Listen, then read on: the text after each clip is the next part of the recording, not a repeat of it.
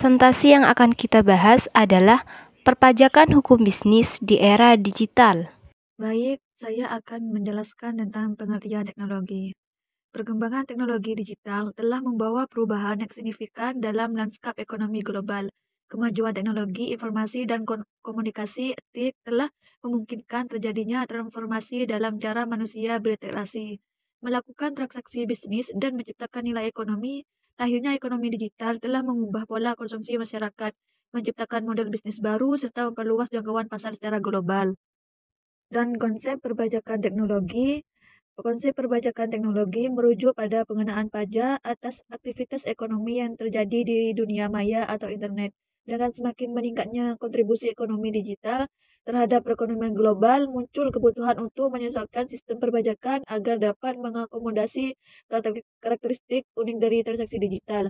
Beberapa negara telah mengadopsi konsep, yaitu ekonomi digital yang permanen atau digital yang signifikan sebagai dasar pengenaan pajak bagi perusahaan digital yang beroperasi di wilayah mereka meskipun tidak memiliki kehadiran fisik. Konsep ini menganggap bahwa perusahaan digital memiliki kehadiran ekonomi yang signifikan di suatu negara jika mereka memperoleh pendapatan atau memiliki jumlah pengguna yang mencapai ambang batas tertentu di negara tersebut. Dan selanjutnya, pajak atas perdagangan elektronik.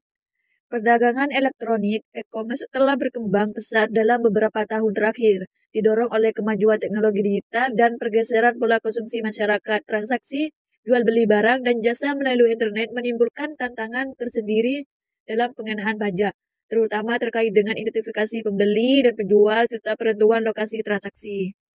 Salah satu isu utama dalam perpajakan e-commerce adalah menentukan di mana pajak seharusnya dikenakan, di negara tempat penjual berdomisili, di negara tempat pembeli berada, atau di tempat di mana barang atau jasa dikonsumsi. Hal ini menjadi lebih rumit ketika transaksi melibatkan pihak-pihak dari berbagai yurisdiksi pajak yang berbeda. Retargeting atau implementasi perpajakan e-commerce untuk pertumbuhan nasional, strategi tersebut terbagi menjadi 3 komponen, yaitu yang pertama, kebijakan hukum. Mulai tanggal 1 Desember tahun 2020, pemerintah resmi menetapkan pemungutan pajak PPN atas transaksi elektronik pada e-commerce. Dari produk yang dijual kepada konsumen, pelaku e-commerce wajib memungut PPN sebesar 10% dari harga sebelum pajak dan mencantumkannya dalam invoice. Peraturan tersebut bisa dibilang sama dengan peraturan yang sudah ada sebelumnya. Peraturan Perundang-undangan Nomor 80 Tahun 2019, Perdagangan melalui Sistem Elektronik atau disingkat PMSE, Peraturan Menteri Keuangan Nomor 48 atau Nomor 3 Tahun 2020 PPN-nya sebesar 10%. Yang nomor 2 adalah infrastruktur digital. Oleh karena transaksi yang digunakan menggunakan sistem elektronik, maka dari itu perlu infrastruktur digital yang memadai, guna proses rekapitulasi data dapat maksimal. Melalui proyek pembangunan Sistem Inti Administrasi Perpajakan atau disingkat PSIAP, pemerintah menggunakan beberapa sistem digital, diantaranya Big Data Analysis and Face Analysis. Yang nomor 3, sumber daya manusia atau disingkat SDM. Guna menjalankan berbagai sistem canggih itu, tentunya diperlukan sumber daya manusia yang mumpuni, agar sistem dapat berjalan maksimal. Oleh karena itu, pemerintah harus selektif dalam memilih sumber daya manusia yang berkualitas dan mumpuni di bidangnya, terutama dalam penguasaan teknologi di atas sehingga incomes pajak juga maksimal. Selanjutnya, pengawasan dan pengendalian perpajakan digital. Pengawasan dan pengendalian perpajakan digital menjadi tantangan tersendiri bagi otoritas pajak di seluruh dunia.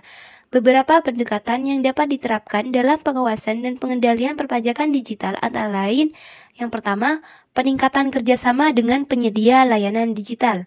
Otoritas pajak perlu meningkatkan kerjasama dengan perusahaan penyedia layanan digital, seperti platform e-commerce, perusahaan teknologi, dan penyedia jasa digital lainnya. Kerjasama ini dapat meliputi pertukaran informasi, pelaporan transaksi, dan penegakan kepatuhan perpajakan. Yang kedua, pembangunan infrastruktur teknologi informasi. Untuk mengawasi dan mengendalikan transaksi digital secara efektif, otoritas pajak perlu membangun infrastruktur teknologi informasi yang memadai. Hal ini meliputi pengembangan sistem pengumpulan data, analitik data, dan platform digital untuk memfasilitasi pelaporan dan pembayaran pajak secara online. Yang ketiga, penegakan hukum dan pemberlakuan sanksi. Untuk memastikan kepatuhan perpajakan di dunia digital, otoritas pajak perlu menegakkan hukum dan memberlakukan sanksi yang tegas terhadap pelaku penghindaran atau penggelapan pajak. Hal ini dapat dilakukan melalui pemeriksaan pajak yang ketat, penuntutan hukum, dan pengenaan denda atau hukuman bagi pelanggaran peraturan perpajakan. Yang nomor 4, peningkatan transparansi dan pertukaran informasi. Transparansi dan pertukaran informasi antar negara menjadi kunci dalam mengawasi dan mengendalikan perpajakan digital secara efektif. Negara-negara perlu meningkatkan kerjasama dalam pertukaran informasi terkait transaksi digital, penghasilan, perusahaan, dan praktik penghindaran pajak. Yang nomor 5, pemanfaatan teknologi blockchain dapat menjadi alat yang efektif dalam pengawasan dan pengendalian perpajakan digital. Dengan sifatnya yang terdistribusi, transparan, dan aman, blockchain dapat digunakan untuk mencatat dan memverifikasi transaksi digital secara real-time.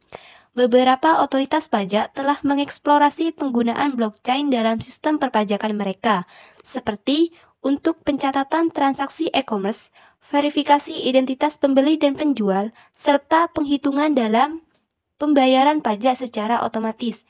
Dengan blockchain, otoritas pajak dapat memiliki akses terhadap catatan transaksi yang transparan dan tidak dapat dimanipulasi, sehingga memudahkan pengawasan dan penegakan kepatuhan perpajakan.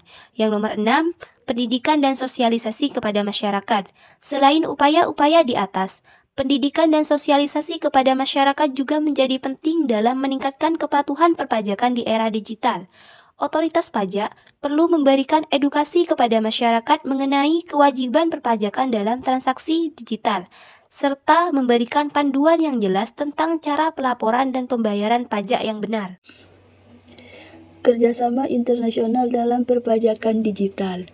Mengingat sifat lintas batas dari ekonomi digital, kerjasama internasional sangat penting dalam menyusun regulasi perpajakan yang seragam dan adil. Organisasi seperti OECD atau Organisasi untuk Kerjasama dan Pembangunan Ekonomi dan G20 telah membahas upaya harmonisasi perpajakan digital secara global. OECD melalui proyek erosi basis pajak dan pengalihan keuntungan telah menyusun serangkaian rekomendasi dan prinsip-prinsip untuk mengatasi masalah penghindaran pajak oleh perusahaan multinasional, termasuk yang berkaitan dengan ekonomi digital. Salah satu upaya utama adalah mencapai kesepakatan global mengenai pendekatan dalam perpajakan digital. Pilar 1. Realokasi hak pemajakan sebagian keuntungan perusahaan ke negara-negara tempat aktivitas ekonomi signifikan terjadi, meskipun tidak ada kehadiran fisik di negara-negara tersebut. Pilar 2. Aturan global untuk mengatasi erosi basis pajak dan pengalihan keuntungan melalui pajak minimum global yang efektif. Kasus dan solusi. Kasus 1. Penghindaran pajak oleh perusahaan teknologi besar. Beberapa perusahaan teknologi besar seperti Google, Amazon, dan Apple telah dikritik karena melakukan praktik penghindaran pajak dengan mengalihkan keuntungan mereka ke negara-negara dengan tarif pajak yang rendah atau bahkan menggunakan skema hukum yang rumit untuk menghindari pembayaran pajak di banyak negara. Solusi. Yang pertama yaitu memperkuat kerjasama internasional dalam pertukaran informasi dan penegakan hukum terkait penghindaran pajak. Yang kedua, menerapkan aturan anti penghindaran pajak yang ketat seperti aturan BIPS dari OECD. Yang ketiga, mengadopsi konsep ekonomi digital yang signifikan atau kehadiran ekonomi yang signifikan sebagai dasar pengenaan pajak bagi perusahaan digital yang beroperasi di suatu negara meskipun tidak memiliki kehadiran fisik. Kasus 2. Perdagangan barang digital tanpa pajak. Banyak konsumen di berbagai negara yang membeli barang digital seperti e-book, musik, atau perangkat lunak dari penjual luar negeri tanpa dikenakan pajak. Hal ini menciptakan ketidakadilan persaingan dengan penjual domestik yang diharuskan memungut pajak. Solusinya yaitu yang pertama, mengadopsi peraturan yang mewajibkan penyediaan layanan digital asing untuk memungut dan membayar pajak di negara tempat konsumen berada. Yang kedua, meningkatkan kerjasama dengan platform e-commerce dan penyediaan pembayaran digital untuk melacak dan melaporkan transaksi penjualan barang digital lintas batas. Yang ketiga, menerapkan mekanisme pembayaran pajak yang sederhana dan efisien bagi konsumen yang membeli barang digital dari luar negeri.